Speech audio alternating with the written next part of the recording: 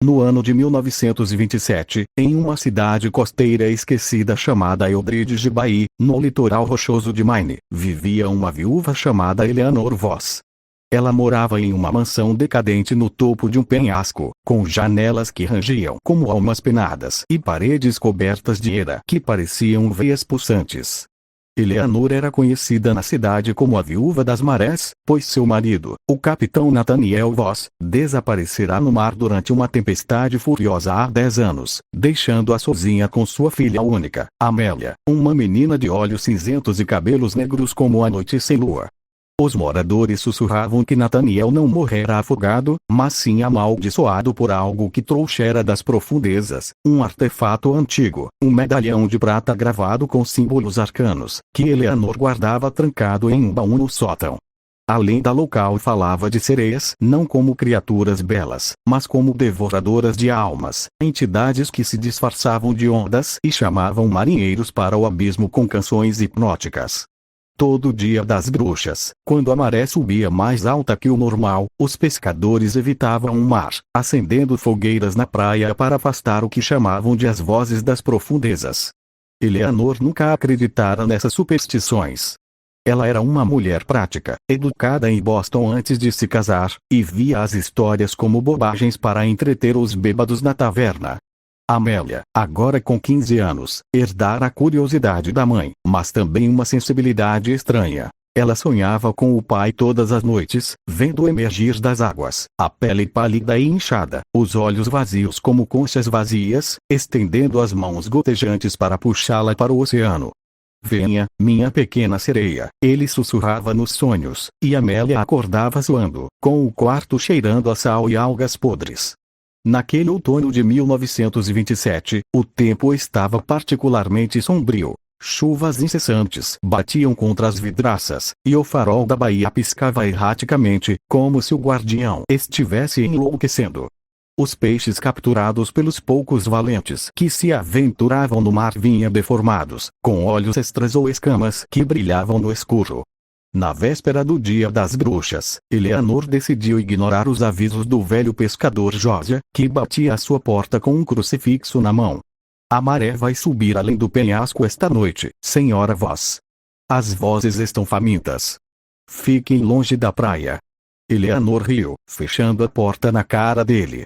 Ela e Amélia passariam a noite em casa, lendo livros à luz de velas, com uma panela de sopa de mariscos fervendo na lareira.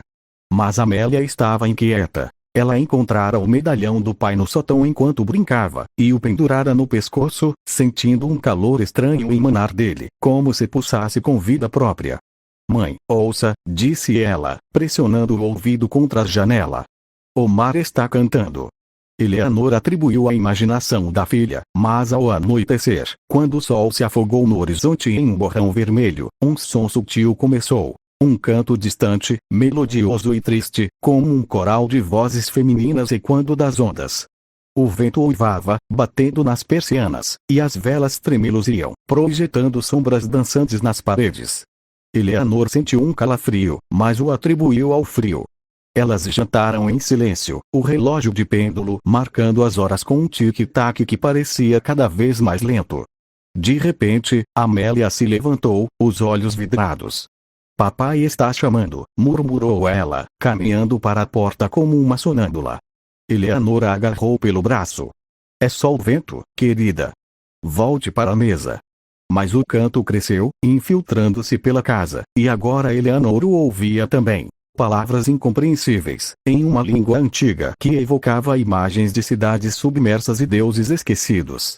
O medalhão no pescoço de Amélia brilhou, e a menina gritou, caindo de joelhos, enquanto visões a assolavam: seu pai, não mais humano, com barbatanas nas costas e guelras pulsantes, nadando em um abismo iluminado por bioluminescência. Eleanor arrastou a filha para o quarto, trancando a porta, mas o som persistia, agora acompanhado de batidas suaves nas janelas, como dedos molhados tamborilando no vidro. Ela acendeu mais velas, formando um círculo de luz, e rezou pela primeira vez em anos, embora não soubesse para quem. Lá fora, a maré subia anormalmente, lambendo o penhasco, e formas escuras emergiam das águas, silhuetas alongadas, com cabelos como algas flutuantes e peles escamosas que reluziam sob a lua cheia. As vozes das profundezas não eram sereias míticas. Eram as almas das afogadas, mulheres acusadas de bruxaria nos tempos coloniais, jogadas ao mar com pedras amarradas aos pés. Elas voltavam todo dia das bruxas, atraídas por artefatos como um medalhão de Nathaniel, que ele roubara de um naufrágio amaldiçoado.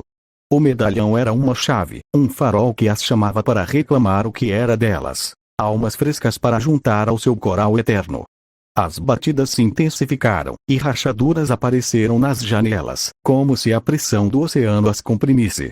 Amélia, em transe, começou a cantar junto, sua voz se misturando ao coro, e seu corpo se contorcia, escamas minúsculas brotando em sua pele como uma erupção. Eleanor, em desespero, correu para o sótão, buscando o baú onde guardara diários do marido.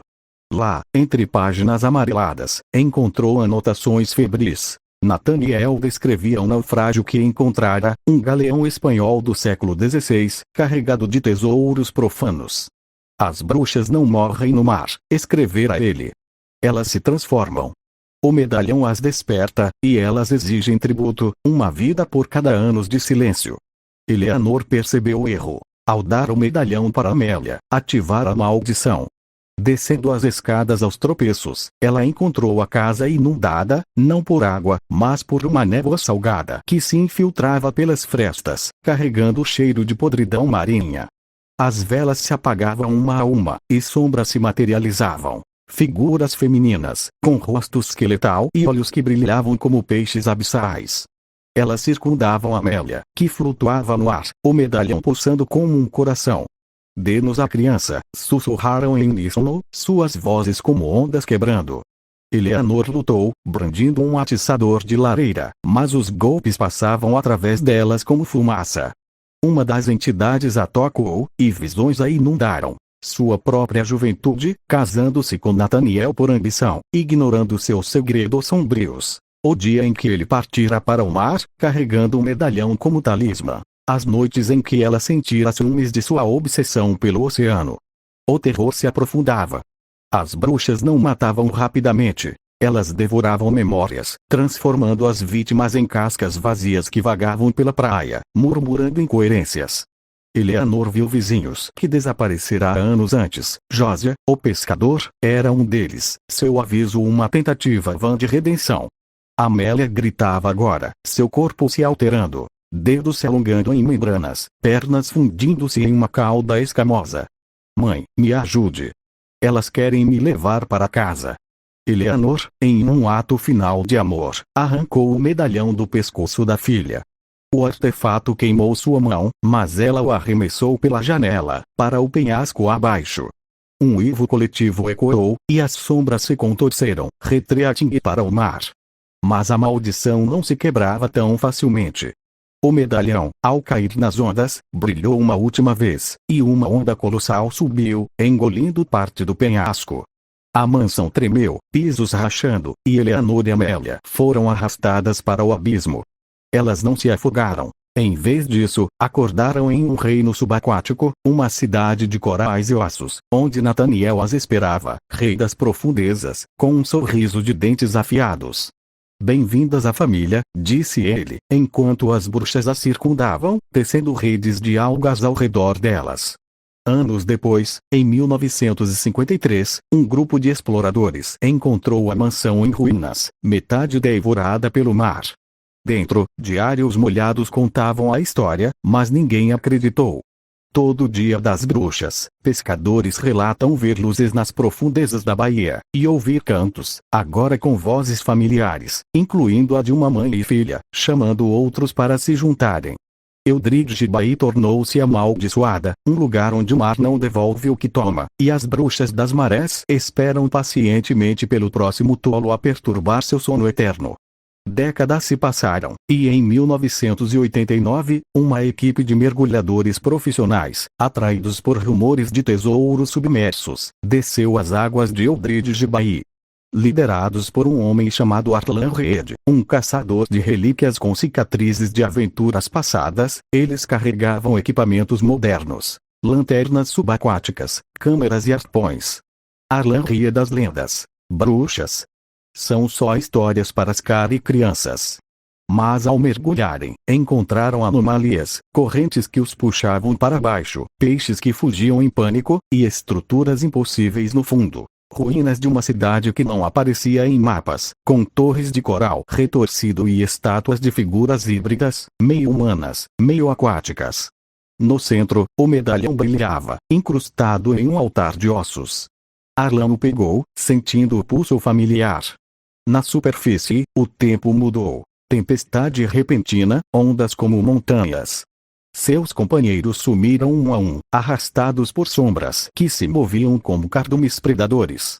Arlan emergiu sozinho, o medalhão no pescoço, mas mudado. Olhos agora cinzentos como os de Amélia, sussurrando canções antigas.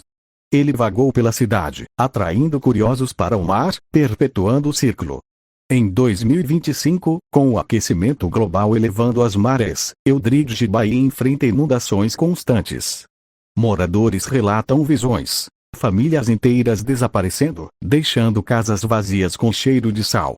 Uma jovem historiadora, descendente distante de Eleanor, chega para investigar. Ela encontra um medalhão em uma loja de antiguidades, e o ciclo recomeça. As vozes das profundezas nunca param. Elas evoluem, adaptando-se aos tempos modernos, usando redes sociais para espalhar sussurros digitais, chamando almas perdidas para o abismo virtual e real. No Dia das Bruxas, se você ouvir o mar cantar, não responda, ou se juntará ao coral eterno, onde o terror é infinito e as memórias se dissolvem como espuma nas ondas.